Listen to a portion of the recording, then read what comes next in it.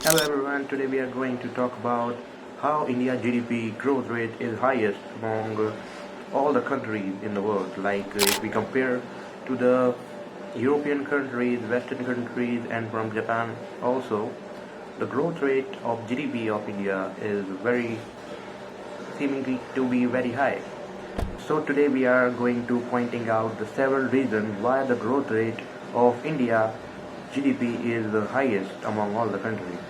If I want to explain GDP, the growth rate, I'm going to take example if the country is producing let's say 1,000 trillion rupees in 1 year, and if it will produce 107 trillion rupees in the next year, then the growth rate will be 7%. Fast growing GDP growth rate is depend on how the consumer market is increasing and the India population is how much, with more than 1.4 billions of population. Goods and services are required for fulfilling all the people's demands, like smartphones, electronic services, digital services, and that the growing high demand encourages every company to produce more within the country. And in India there is a proportion of young people, or we can say young population is very much.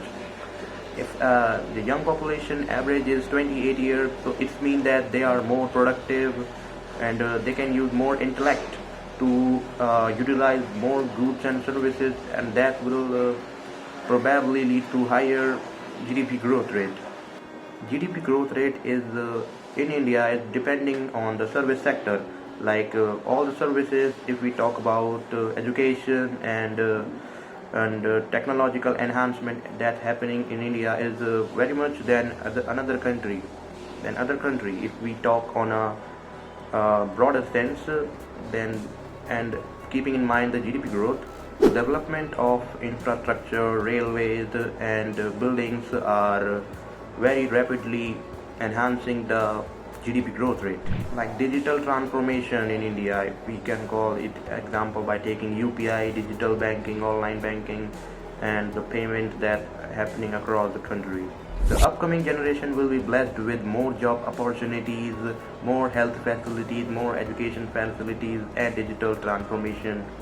As we know that imports can also reduce the GDP, but they are important for making resource for the country from another country to balance the economic activities. Therefore, we can say both imports and exports are very essential for the economic growth. And in conclusion, we can say India growth rate is driven by large population, digital transformation, and growing of the service sector. For the future generation, this is very helpful as it provides greater opportunities, and it will stand India in the global market very majorly. So that's it for today's video. Thank you for watching. Bye bye guys.